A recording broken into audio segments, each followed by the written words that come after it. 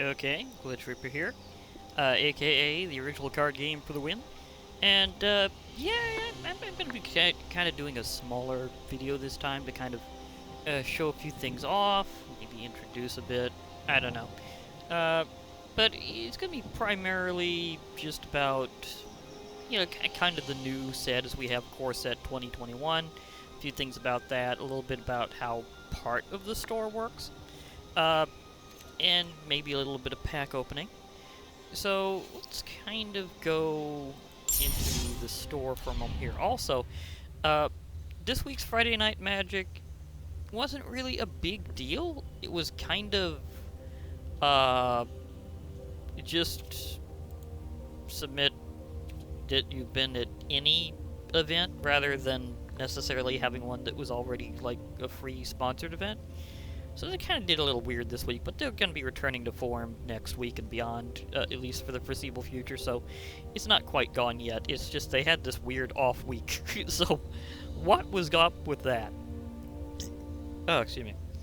Anyhow, I was going to kind of show off this little part of the store and go over a little bit of what I've seen in it personally, and kind of why I think this actually is worth looking into.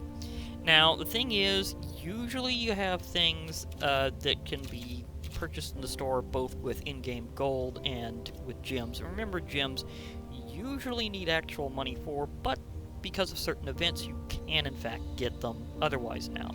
It used to not be that way, and I do like that they at least had some introduction with. As you can see, my gem count hasn't gone up too terribly much since I did a few things originally, but that's because they kind of rotated out what the constructed events were. So it'll be a little while before I do one, although not too long, because the next one, they've gotten back to doing quick draft Ikoria, so that's for 5,000 an event. I might do some of that, actually, but I will discharge a little bit of my money along the way for certain things, and that's kind of what I'm going over here.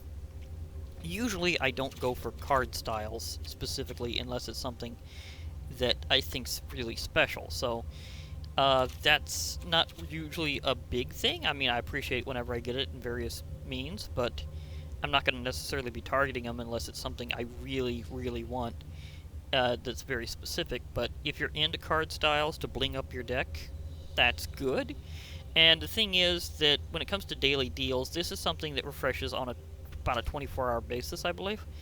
And the thing is that it will be every day you'll get new ones. Now, sometimes it's like just a page worth, and sometimes you need to like scroll a bit, preferably with the middle mouse wheel, in case you're wondering what the default is.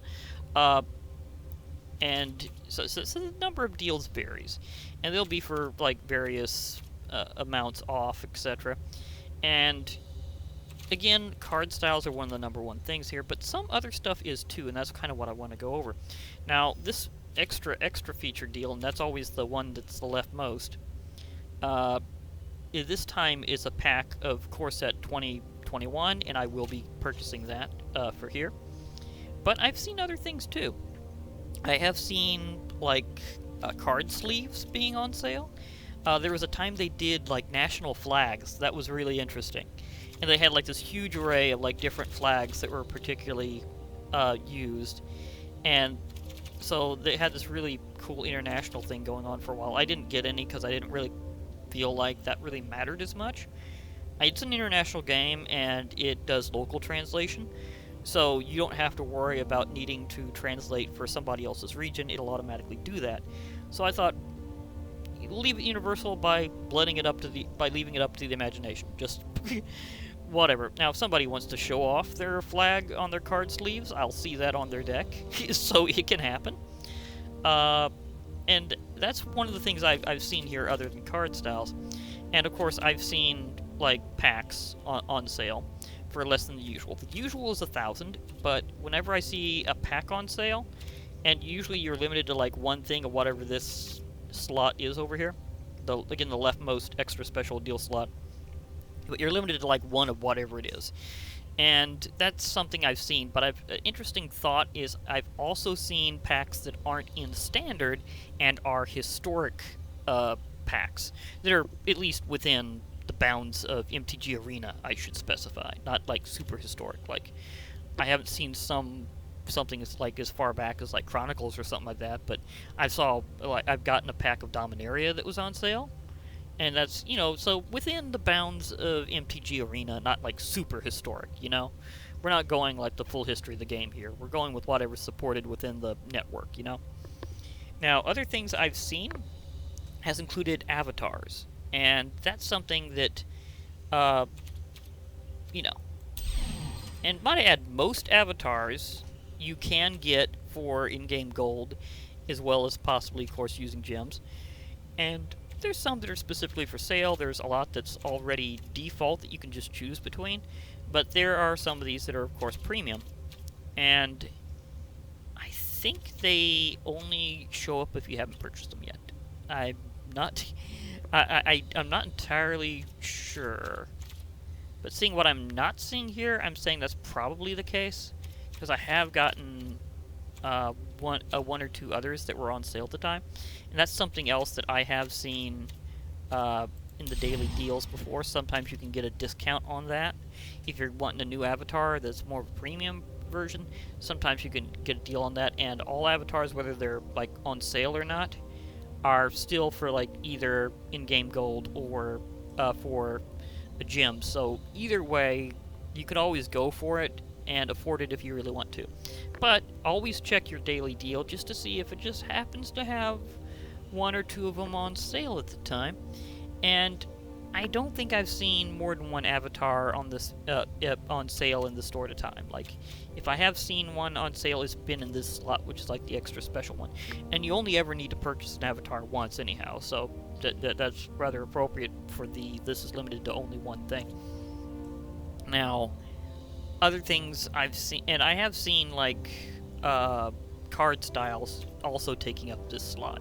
Some are just like more heavily discounted than anything else on the store at the time, and that's usually not as big of a deal, but sometimes it can be one that you're after, so again, just keep checking.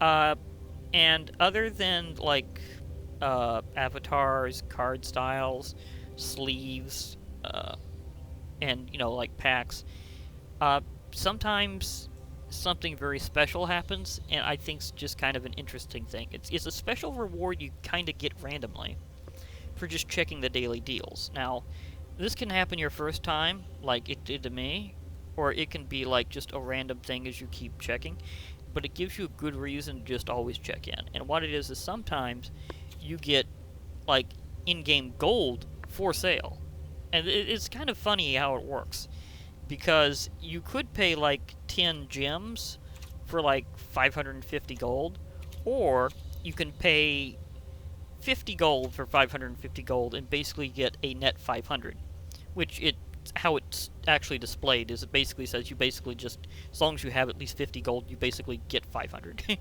So that's something very interesting that I've personally ran into and found, and I thought that was just really surprising. So I've already opened a little bit of Core 2021 off camera, and I also discharged my wild cards between a bit of Ikoria and getting a few things I thought was particularly good for me and my decks, using wild cards off of Core Set 2021. So kind of distribute it between those. I know I can do that with some others, and there's some things I might come back to specifically. Like, there's some like even non-legendary mythic rares that I am definitely after and hope at some point to get, because I realized just how much it would complete kind of a sub-theme I've got going on, and it would just be kind of cool if that works. But also remember, as I said, this is something that's always limited to one of whatever it is. Now, well, it's also true of card styles in general. Like, you only ever need to purchase any given card style once, and you can apply it to all your copies of that card. It usually applies all at once in a deck, so if you've got a deck design that says, okay, let me give a good example, Omniseas. If you have Omniseas in your deck, and you have more than one copy, like let's say you're building around Omniseas, which normally its effect is whenever you draw a card, it gets a counter on it, and whenever it has 8 or more of those counters on it, you can subtract 8 counters from it, and you get this huge Kraken creature. So this thing really is Ominous Seas. And the thing is that you can pretty much build around like a lot of different deck designs. Some are archetypes, and I gotta admit, some archetypes kind of don't exactly seem too terribly imaginative sometimes, but sometimes they're also kind of proven formulas that tend to work, admittedly. And there's some people that have had some very heavy draw decks, and this super complements that.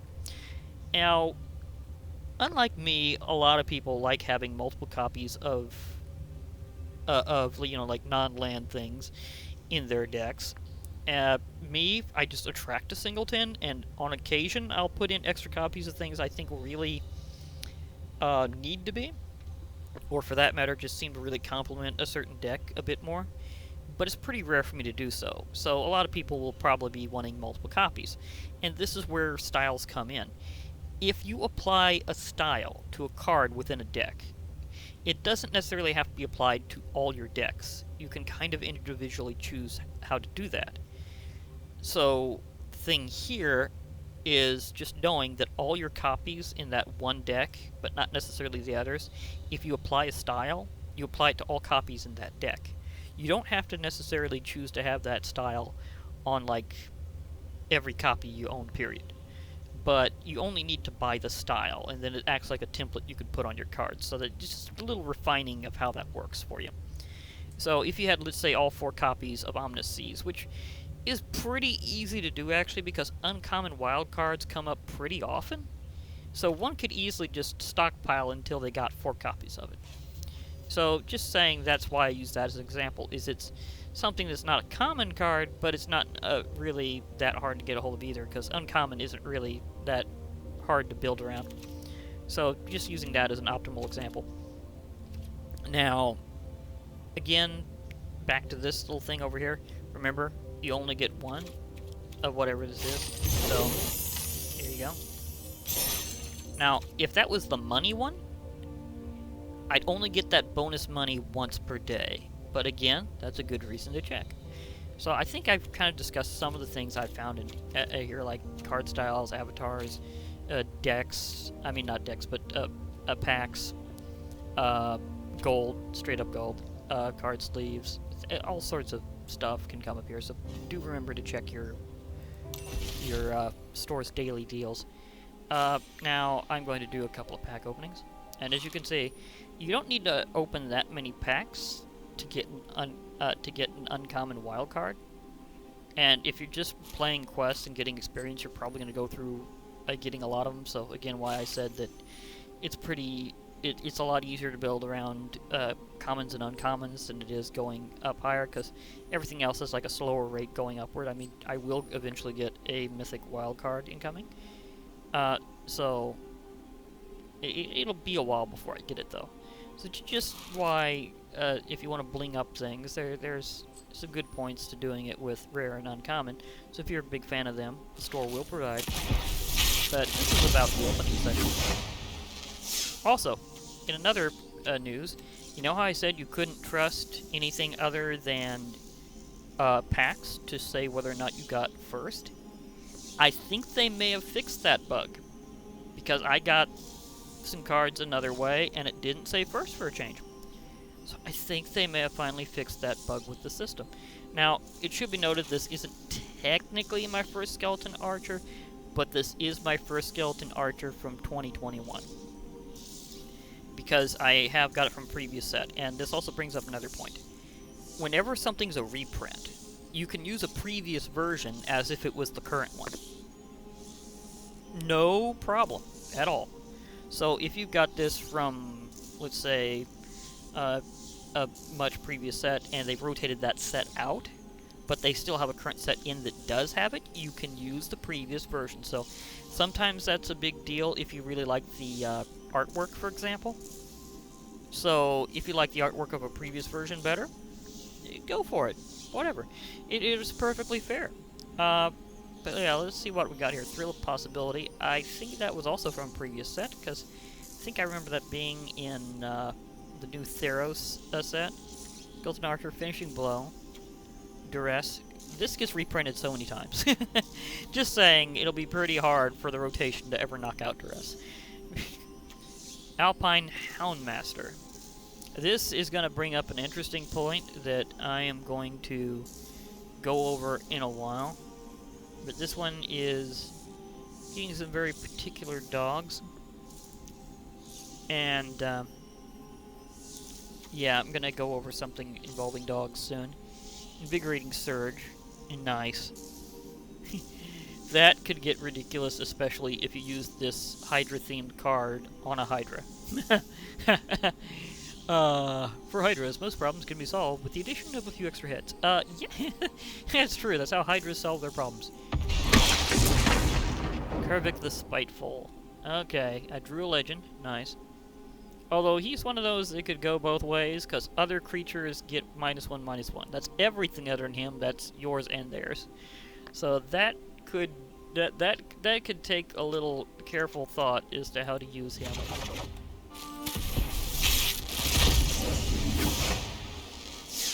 Again, because this is the newest set, things are going to be mostly new. But as I said, I also grabbed some stuff beforehand. Okay. Stetson Training, I know I got that from Theros before. It is good. This is a reprint. Deathbloom Valid, these used to be in Dominaria, but here they are again. Shock has been reprinted so many times, it's hilarious. Skyway Sniper. We have another Archer. Archers usually oppose flying pretty well, just saying. Selfless Savior. It's a dog. It's a dog that can help protect someone. And rambunctious wit. I don't know why I went Scottish with that, but anyhow. Yeah, I'm soon gonna go over this whole dog thing very much. Partially because it charges transmogrify. Okay.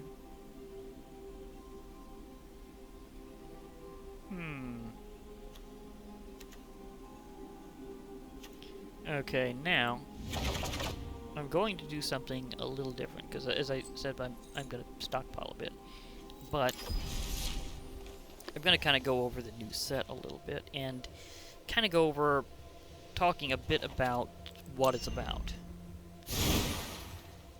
Yeah, lots of new cards, including a legend. So that went pretty extreme. This is what happens when you open 2 packs in a row or more. Okay. Let me just show off the new core set.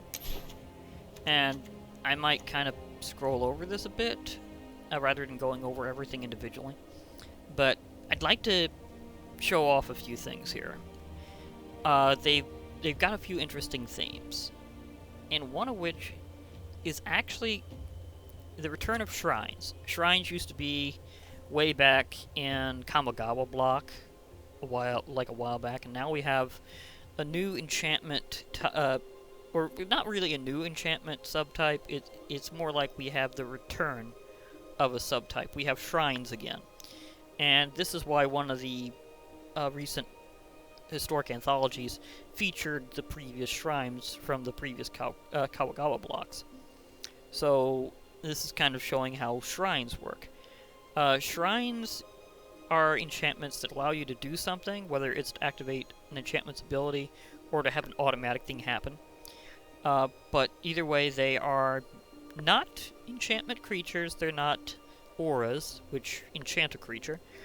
They are kind of like regular enchantments, but they, again, have this special subtype of shrine. And the thing about shrines is, in general, shrines have something to do with how many of them you control. Usually they are a legendary enchantment.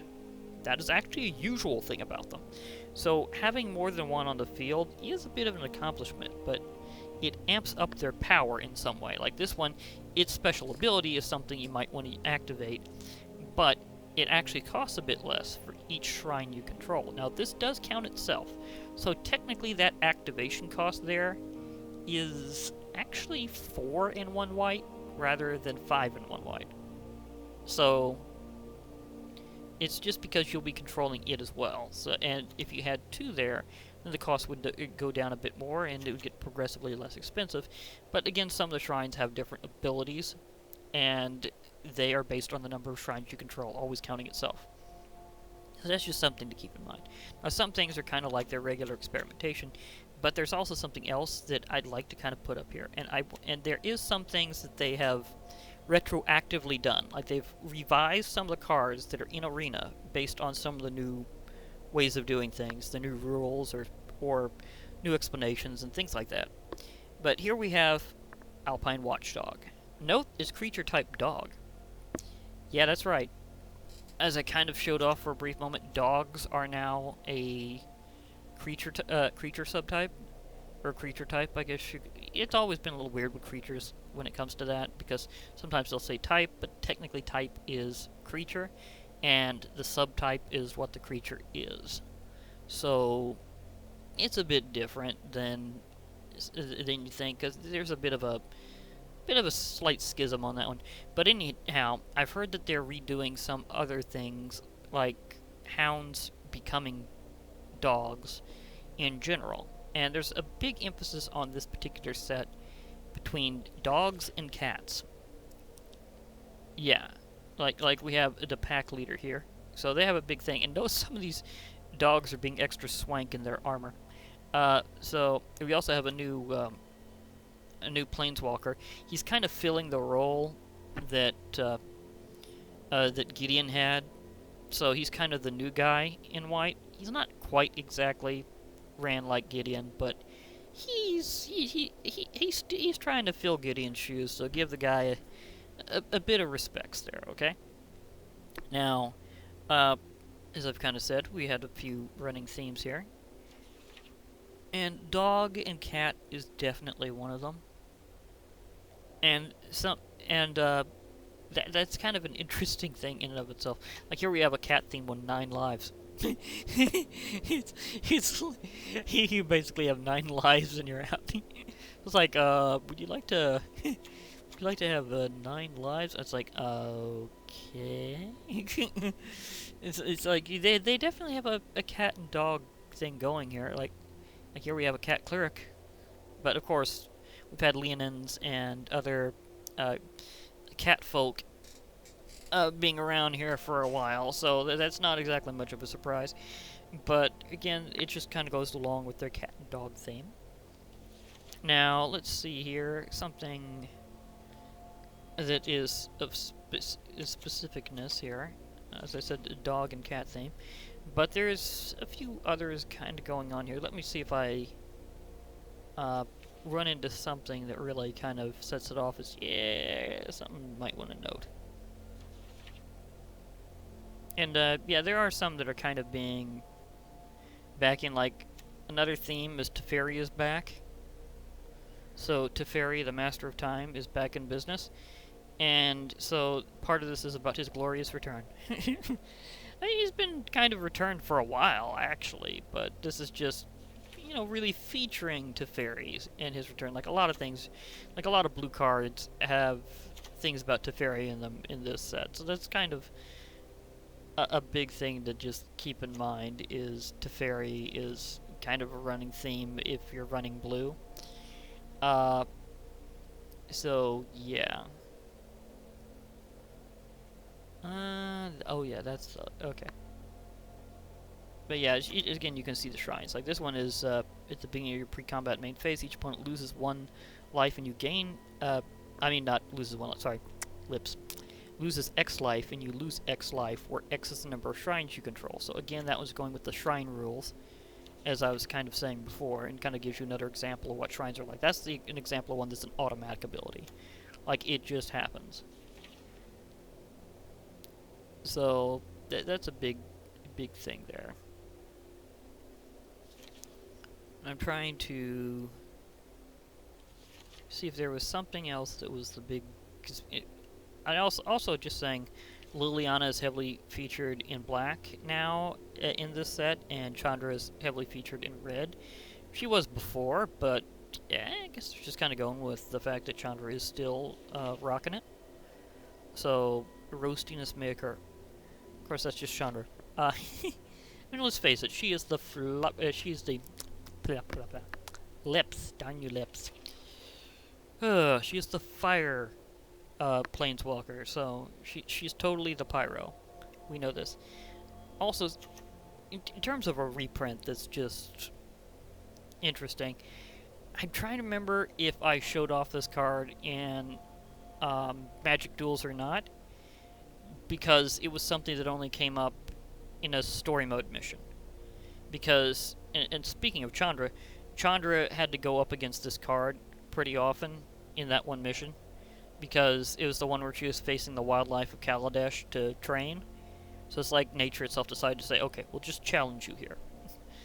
And one of the things that could come up, it wasn't exactly the most common thing to run into in the thing, but it was also one of the most annoying, was Scavenging Ooze.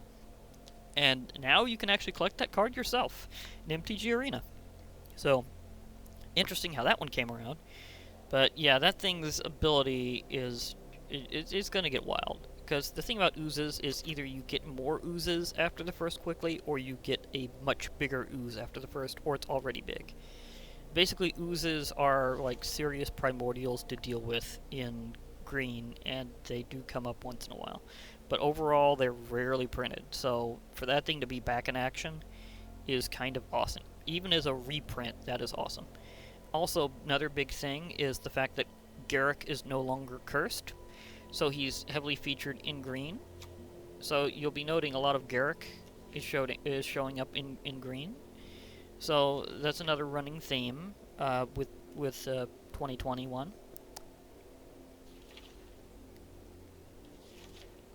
And here's like the ultimate dog and cat card.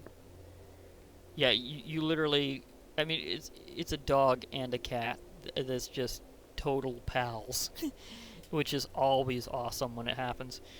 So, and sometimes you will see like legends like this, or even like normal cards that are technically more than one creature, but they act as one. So it's kind of a interesting thing in and of itself. But here you have the power of cats and dogs combined. So, and it's whenever you cast a dog spell, you get a cat. Every time you cast a cat spell, you get a dog. I mean, isn't that just awesome?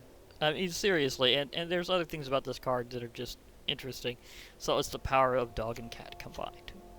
And another running theme here isn't just cats and dogs, but also animals in general. Like, they got this totally new land up here, and this is one that I'll probably be getting at some point. It's called Animal Sanctuary. Like, for a pretty low cost for putting on counter, actually, especially for a repetitive ability. Although it is specific, and that's one of the reasons why it's lower cost. Rather, because something is more in general would normally be a higher cost. But for 2 generic tap it, you can put a +1/+1 counter on a target bird, cat, dog, goat, ox, or snake. That is specific creature types, but it's 6 different options. On top of that, it really complements some previous stuff that was done recently. So that's a very nice card, and it can give you colorless mana if you just need colorless mana too. So classically awesome land, like instantly classic. So I do like that one. And that's kind of it for the major themes. They do have a bit of Ujin around, but I don't think that's gonna... I wouldn't call that a major theme this round. This thing is just awesome looking, might I add. I mean, seriously, that is very cool. So, that's just me saying that's cool. Now, one thing I want to do is I'm going to kind of go over... Let's see here. How about, because there's some things in white that might be able to demonstrate as to whether or not they've really retroactively done some stuff. I'd like to just see if something has been renamed dog in its creature subtype. Because I know that there's some that I got that previously were considered hounds. Ah, good case, right here. Resolute Watchdog. It's now considered a dog. Just previously that was considered a hound. So I know they've retroactively done it. And I know that they also retroactively did like some other stuff involving cards, and that's another thing I'd like to go over.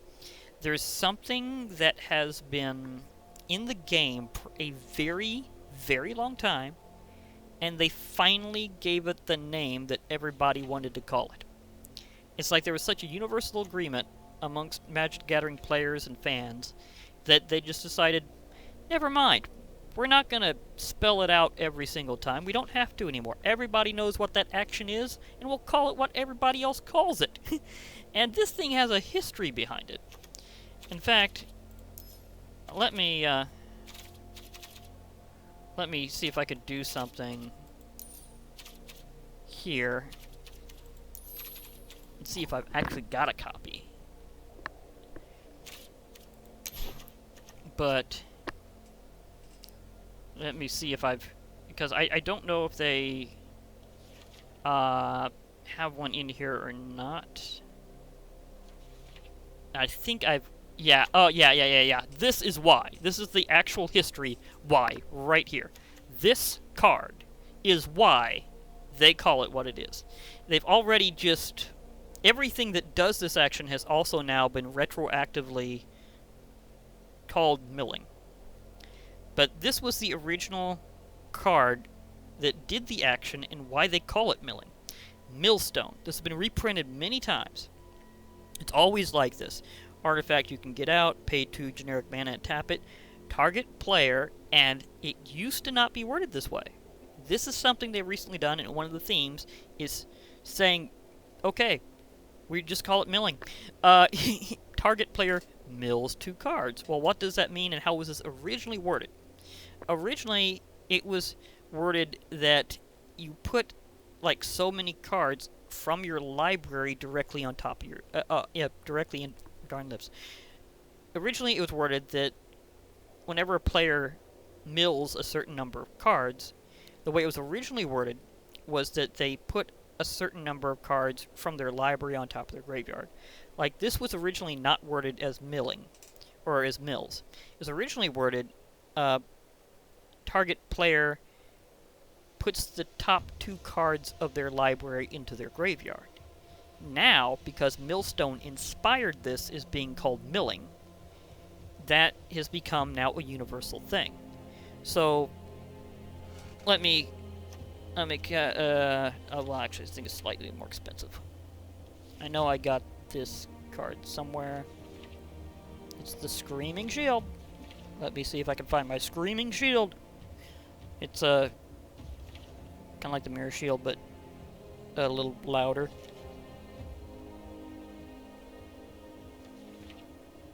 At least I think it's more expensive. And the thing about this is it is arranged by mana cost first, and then other things. Well, come on, I know I got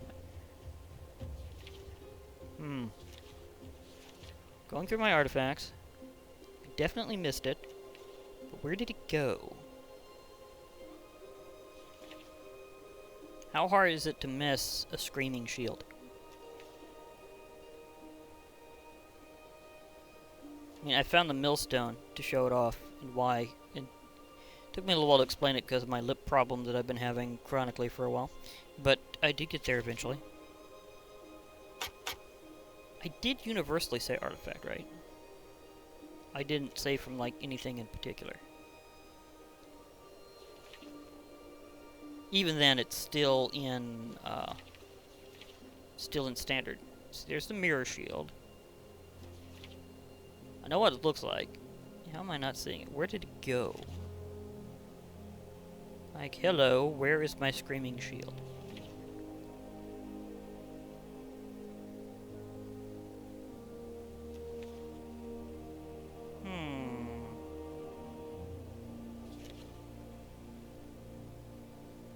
Did I accidentally say something in the way it was worded? 'Cause I don't think so. I think I universally said, check my artifacts. Thank you. But anyhow, One of the new things is simply the old thing, that they call it milling cards. There are some, like if certain things come into play and they say that you have to do that, they'll say that you mill that many cards. If you're targeting another player with an ability that does that, it'll say that that target player mills that many cards. Like, I'm definitely finding my mirror shield and my millstone. Where is my screaming shield? It should not. Oh, there it is. It really was that cheap. Okay, so it was at the bottom of this. Like, this has now also been phrased: target player mills 3 cards whenever you activate the ability on the equipped creature. So, yeah. And it's a very loud shield, so they might drop a few things like cards. Okay, so I'm just kind of explaining that. Like, it's saying target player does that, etc. And example of one where you're... Okay, let me be very specific. Take that off. Creature. Throne of Eldraine collected. Okay. Here's a good example. It used to be where the phrasing on Emery Lurker of the Lock was basically saying that you did, well, it originally said that whenever Emery Lurker of the Lock enters the battlefield, you put the top 4 cards of your library into your graveyard. Well, now it just says mill 4 cards. So if it simply says mill without saying that another player mills, that means you do that. So kind of explaining how the phrasing has changed, but it's already been established. It's kind of weird, but kind of not, because if you're really into Magic the Gathering, you know this already. It's just that they finally put it there in how they have it as a named rule. So now it's saying, in the new terms, whenever she enters the battlefield, mill 4 cards. Again, that means you do it. If you have it saying the target player mills so many cards, that means they do it. But either way, the action of milling is putting like so many cards from your library directly into your graveyard. So it's kind of going again with something that's historically been there for a very long time, and that they finally decided, let's just go with the agreed upon wordage of this. So that's one of the themes of the new set. Like, a lot of the cards in blue that involve milling do have that word on there. But in electronic format, it kind of allows for this kind of retroactive change to happen. Like, as I said, now that they have done that, the cards from previous sets now have the wording of mill on it. And also, anything that was a hound is now a dog. And that's automatically changed. You don't have to see the transition whenever you're going from set to set. They're just saying, okay, this is just abroad the ban... darn lips. This is just an abroad the field, like, errata, change. We're retroactively doing this. So part of the theme of this is old stuff being changed in ways that we basically saw coming. In fact, I'm pretty sure more than a few players were thinking of just calling them dogs. So I'm going, yeah, it's a dog. So I agree with that very much. And I agree with them putting cards from your library under your graveyard milling. Because I am an old school MTG player. I've seen this for a long time. And as I said, I knew what millstone was. I know that they call it milling. And I know that decks that are heavily based on that are... I mean, you can be what they call milled to death, where you literally have your entire deck just shredded and put into your graveyard because somebody does that to you over and over. So that is something that's in the rules, is if you don't have a card to draw unless something says otherwise, you lose the game. So there are decks like that focus on milling. They have been known as milling decks for a long time. There's also self-milling decks that rely on something being powered up from the graveyard, or reliant on things going to the graveyard for some reason, so they're technically able to synergize with milling themselves. But those decks can also mill themselves to death. And again, we've known milling for a long time, especially us longer-term players, and it's just kind of interesting to see what it's like whenever it's actually officially called that. In a way, I've been waiting for this moment for, I don't know how long, honestly. I've been around this game since pretty close to its inception. So, I've been waiting definitely somewhere more than a decade for this change. And it's finally here, and I'm kind of flabbergasted with actually explaining something that shouldn't need explaining. But does kind of need explaining, because I admit there's both older and newer players to this game. I know that people that haven't played MTG before will probably want to know what in the world's going on. And us older players are like, hey, they finally did it. They finally just called it milling. So so there's always going to be that new generation that needs to learn how these things work, and partially learn where they came from. Again, that card has been reprinted so many times that you can, in fact, scroll to it and use it as a historical example and explain the whole thing, because that thing's first printing was a long time ago, and it inspired this whole thing. It's interesting that they reprint it often enough that it's technically in this game so that I can actually explain the history with it properly. So that was nice.